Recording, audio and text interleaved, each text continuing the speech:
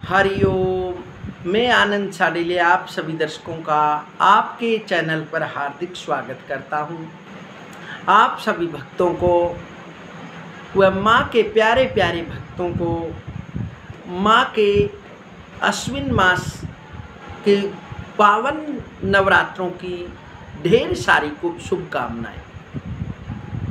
दर्शकों, आज बताएंगे कि किस प्रकार माँ भगवती की कृपा प्राप्त करें, किस प्रकार से माँ भगवती को प्रसन्न करें, क्योंकि माँ तो जगत जननी है। जब कोई बालक माँ को हृदय से, आत्मा से, श्रद्धा से पुकारता है तो माँ भगवती उसकी सभी मनोकामनाएं पूर्ण करती है। और विशेष कर जब भी नवरात्रे आते हैं तो ये विशेष माँ के दिन होते हैं, माँ भगवती को प्रसन्न करने के। महाकाली को, महालक्ष्मी को, महासरस्वती को प्रसन्न करने के ये पावन दिन होते हैं। इन दिनों में जो भक्त श्रद्धा भक्ति से माँ भक्ति का नित्य भजन करता है या मंत्र का जप करता है या पावन यदि व्रत रखता है तो माँ भगवती उस भगत पर कृपा कर देती है, क्योंकि माँ भगवती जगत जननी है। ये तो जगत का कल्याण करने वाली है। जो भगत श्रद्धा भक्ति से प्रभात वेला में, अमृत वेला में स्नान आदि से निवृत्त होकर सुदासन पर बैठकर और अपने सामने माँ भगवती की सौम्य प्रतिमा विग्रह को स्थापित करके और एक शुद्ध देसी घी का दीपक प्रज्वलित करके माँ भगवती की जैसी भावना श्रद्धा हो उसके अनुसार यथा जो भी समर्थ अनुसार सामग्री से माँ भगवती की पूजा करके उसके सामने बैठकर मंत्र का जप करें। और जब आप मानसिक जप करेंगे तो उसका आपको कुछ ही दिनों में प्रभाव दिखना प्रारंभ हो जाएगा। माँ भगवती की कृपा उस भगत पर सरलता से हो जाती है जो अपने मन को स्थिर कर लेता है, इंद्रियों का दमन कर देता है और उसके बाद ध्यान आदि करके माँ भगवती का जप करता है। उस भगत पर माँ भगवती की कृपा हो जाती है। और जो भगत माँ भगवती कि दुर्गा सप्तशती का पाठ करना चाहता है तो वो भगत यदि समय के अभाव के कारण एक दिन में दुर्गा सप्तशती का पूर्ण पाठ नहीं कर सकता तो वो प्रतिदिन एक एक अध्याय का पाठ करे। इस प्रकार से वो 9 दिन में 13 अध्याय को करे। और जो भगत चाहता है और समय है उसके पास, वैसे तो सारा ही समय माँ भगवती के सानिध्य में ही बीतता है भगत का। जिस भगत पर माँ भगवती प्रसन्न हो जाती है भला उस भगत को कैसे छोड़ सकती है। उसका तो हर पल पल माँ के सानिध्य में बीतता है। तो फिर जिस पर माँ भगवती की कृपा हो जाती है फिर वो अपनी मस्ती में रहता है। जिस पर ये थोड़ी सी भी कृपा कर देती है उसको तो हर समय उसी मंत्र का और मंत्र का जप करता है और माँ भगवती का हृदय में उसके वास होता है। वो तो हर वस्तु, हर जीव में निहारता रहता है। उसका सरल हृदय हो जाता है।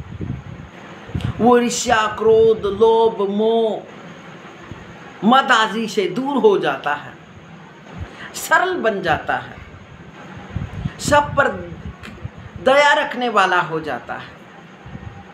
ये माँ भगवती के भक्तों की एक पहचान है। जिस पर माँ भगवती प्रसन्न हो जाती है तो फिर उस भक्त का स्वभाव तो सौम्य हो जाता है। तो यदि आप प्रतिदिन संपूर्ण 13 अध्यायों का पाठ करना चाहते हैं तो वो कर सकते हैं। और माँ भगवती को पाठ के उपरांत यदि चाहें तो प्रतिदिन यज्ञ भी कर सकते हैं। और यज्ञ में जो आप मंत्र बोलते हैं या गुरु से मिला है आपने, या फिर हेम ह्रीम क्लीम चामुंडाई विच ओम ग्लूम होम क्लीम जूंग श ज्वाल्या ज्वाल्या ज्वल ज्वल प्रज्वल प्रज्वल हेम ह्रीम क्लीम चामुंडाई विच ज्वल हंग संग लंग अक्षंग पटय स्वा, इस मंत्र का जप करें और इसी का हवन करें।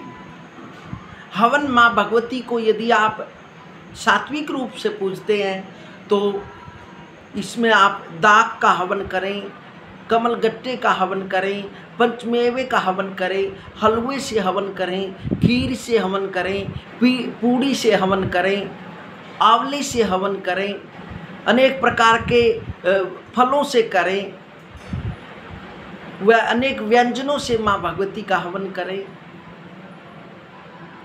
लौंग इलायची से हवन करें, जो सौम्य सौम्य है, जो उग्र चीज नहीं है, उनसे माँ भगवती की यदि आप सात्विक कृपा चाहते हैं, जो सात्विक रूप में पूजना चाहते हैं माँ को, तो सात्विक जो खाद्य पदार्थ है उन्हीं से आप हवन करें। जो तामसिक रूप से माँ को पूजते हैं फिर वो उग्र चीजों से हवन करें।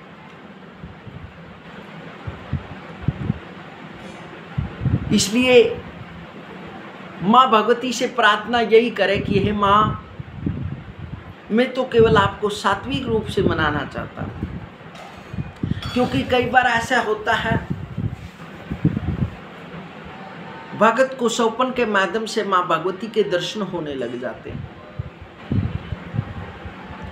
वह करता तो माँ भगवती की पूजा है, दुर्गा सप्तशती का पाठ करता है, गुरु के द्वारा दिए हुए माँ भगवती के मंत्र का जप करता है और गुरु के द्वारा बताई गई भोग प्रसाद भी माँ को देता है, लेकिन वो सात्विक पूजता। लेकिन कई बार ऐसे होता है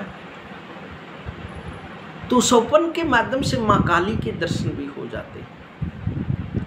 यदि जिस भक्त के साथ ऐसा हुआ है और वो नहीं चाहता कि हे माँ मैं तो सात्विक रूप से पूजना चाहता हूँ, वैसे महाकाली की भी यदि कृपा हो जाए तो भगत पर, लेकिन जिस भगत की जो इच्छा है, वैसे तो जो माँ भगवती चाहती है होगा तो वही, लेकिन जब भगत की जो इच्छा हो ना, जब उसकी जो आत्मा मानती हो तो वो भी जरूरी है। क्योंकि फिर भगत, क्योंकि माँ को भक्त बड़े प्रिय है, भक्तों के साथ ही माँ जगत जननी। तो फिर ऐसे करें, सुबह उठकर जब भी आप पूजा करें तो पूजा करने के बाद माँ को स्तुति में, प्रार्थना में हाथ जोड़कर यही बोले कि हे माँ, मैं तो केवल आपके सात्विक दर्शन करना चाहता हूँ, मैं आपको सात्विक रूप से देखना चाहता हूँ माँ, आपका माँ भगवती का स्वरूप देखना चाहता हूँ माँ। तो फिर आप देखना कुछ दिनों में माँ भगवती के, आपके माँ भगवती दुर्गा के दर्शन होंगे या छोटी छोटी कन्याओं के रूप में माँ के दर्शन होंगे। फिर आपको कुछ दिनों के बाद आभास होना लग जाएगा, सौपन के माध्यम से आपको माँ के दर्शन होते रहेंगे। और जो जितनी श्रद्धा से, भक्ति से, क्योंकि काफ़ी प्रश्न भी करते हैं, कमेंट भी करते हैं कि मैंने काफ़ी कमेंट भी करते हैं, प्रश्न भी करते हैं और पूछते हैं कि मेरे को ये स्वप्न दिखाई दिया, क्या मेरा स्वप्न ये कैसे रहेगा? यदि मेरे को बुरा अच्छा जो भी सपना दिखा वो मेरे लिए कैसे रहने वाला है, वो स्वप्न का फल जानना चाहते हैं। लेकिन ये मैं भक्तों को बता दूं, जैसा भगत गुणी होगा, यदि वो सात्विक विचार रखता है, अच्छे विचार रखता है और अच्छी संगत करता है, बुरे विचार नहीं करता,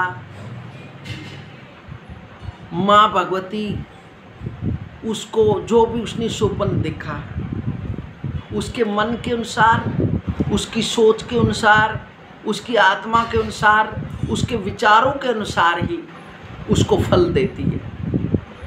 इसलिए स्वप्न का जो फल है वो व्यक्ति के गुणों से है, क्योंकि हम क्या करते हैं, शरीर को स्नान के द्वारा शुद्ध कर लेते हैं, बाह्य शरीर को, आसन को भी शुद्ध कर देते हैं, ज्योत भी जगा देते हैं, माँ भगवती की विग्रह को भी स्थापित कर देते हैं और माँ को अनेक व्यंजनों से भोग भी लगा देते हैं। लेकिन जो हमारे अंदर ईर्ष्या, द्वेष आदि है, इसको हम नहीं दूर करते, तो फिर भला उस व्यक्ति का स्वप्न दिखा हुआ सत्य हो सकता है? नहीं हो सकता। इसलिए आपने अपने स्वप्न को सिद्ध करना है या माँ भगवती के दर्शन करना है तो अपने अंदर से ईर्ष्या द्वेष को दूर करिए, काम वासना को दूर करिए, सात्विकता में रहिए, अच्छे विचारों में रहिए, तो फिर आप जो भी भक्ति करेंगे आपका एक एक पल माँ के सानिध्य में गुजरेगा। ये अटल सत्य है, मेरा अनुभव है, छोटा है, ज़्यादा तो मैं नहीं कह सकता कुछ। और मैं हर एपिसोड में कामना यही चाहता हूँ, मेरी कोशिश यही रहती है कि क्या मेरे मुख से कोई मैं शब्द तो नहीं निकल गया कि मेरे द्वारा या मेरे से, मैं इससे बचना चाहता हूँ, क्योंकि मैं है ही नहीं। ये सब बोलना, जीवन, अच्छी बातें मुख से निकालना, या जो हम बोल रहे हैं, जो हम जीवन में सुख दुख देख रहे हैं, ये सब माँ भगवती का ही दिया हुआ है। तो फिर मैं कहाँ से हूँ? तो मैं हर एपिसोड में कोशिश भी करता हूँ, मैं तो चैनल पर भी यही बोलता हूँ कि आपका चैनल, क्योंकि आप जो प्रश्न करते हो, जो पूछना चाहते हो, जो मेरा अनुभव है, मैं वो बताना चाहता हूँ। तो माँ भगवती के यदि आप दर्शन करना चाहते हैं तो ऐसी भक्ति करिए, जिज्ञासु भक्ति करिए, अर्थार्थी भक्ति ना करिए। जब आप जिज्ञासु भक्ति करेंगे तो आप माँ भगवती के स्वरूप को जानने की कोशिश करेंगे और माँ भगवती आपको दर्शन भी देगी और माँ भगवती आपके सभी कार्यों को पूर्ण भी करेगी। जो आपके मन के अंदर शुभ इच्छाएं वो भी माँ भगवती पूर्ण करेगी। जो माँ भगवती का दुर्गा सप्तशती का पूर्ण पाठ करना चाहते हैं तो वो या तो प्रतिदिन, हर रोज प्रतिदिन संपूर्ण 13 अध्यायों का पाठ करें। यदि ऐसे ही नहीं कर सकते तो एक अध्याय का पाठ कर सकते हैं, क्योंकि प्रथम चरित्र, मध्यम चरित्र और जो अंतिम में जो तीसरा ये चरित्र है, ये माँ भगवती का साक्षात स्वरूप है। इसमें माँ काली, माँ लक्ष्मी और माँ सरस्वती तीनों देवियों का गुणगान किया गया है। जिसकी जो कुल की देवी है, यदि कुल की देवी का आप नाम नहीं जानते, ओम कुल देव्यै नमः, कुल देव्यै नमः, आप इस मंत्र का जाप करें। और पूजा में बैठने से पहले श्री गणेशाय नमः, श्री गुरु चरण कमलेभ्यो नमः, श्री मातृ पितृ चरण कमलेभ्यो नमः, ओम कुल देवताभ्यो नमः, ओम इष्ट देवताभ्यो नमः, इन मंत्रों का जाप अवश्य करें। यदि आप सिद्ध करना चाहते हैं किसी भी मंत्र को, माँ भगवती तो सिद्ध हो ही नहीं सकती, ये तो माँ है, सब पर कृपा करती है। जो भगत माँ के कहने में रहता है, जो माँ की सेवा करता है, भला जगत जननी माँ अपनी संतान के बारे में बुरा तो क्या सोच सकती है, नहीं सोच सकती। इसलिए हमारा कर्तव्य रहता है कि नवरात्रों में नहीं, 12 महीनों में माँ के मंत्रों को न भूलें। और दुर्गा सप्तमी में तो एक एक अक्षर माँ का स्वरूप है, एक एक मंत्र, एक एक अक्षर माँ का स्वरूप है। जो उसको श्रद्धा भक्ति से एकाग्रचित होकर, एक लयबद्ध होकर और मीठे स्वर में उसका पाठ करता है, तो माँ भगवती अवश्य ही उस भक्त पर कृपा करती है। प्रथम चरित्र, मध्यम चरित्र, उत्तम चरित्र, इन तीनों चरित्रों को यदि आप इकट्ठा करना चाहते तो कर सकते हैं।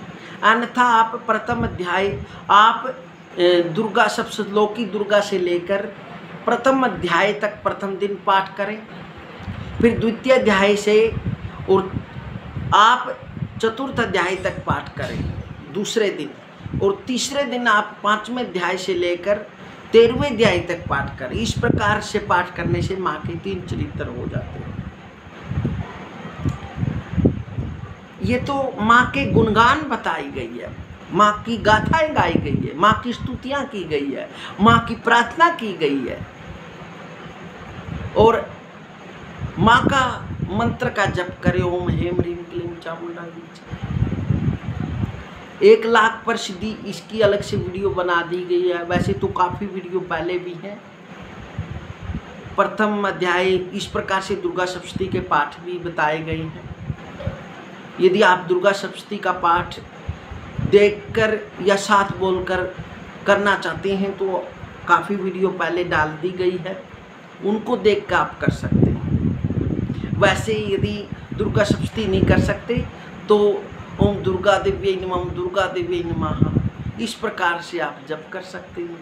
उस भगत पर भी माँ कृपा करती है। इसलिए जो भक्ति, जितना भक्त श्रद्धा भक्ति से, ईर्ष्या द्वेष क्रोध आदि से दूर होकर जितना माँ को भजता है, उतना ही माँ कृपा करती है। तो आगे मिलेंगे दर्शकों अगली वीडियो में, तब तक हरिओम हरिओम।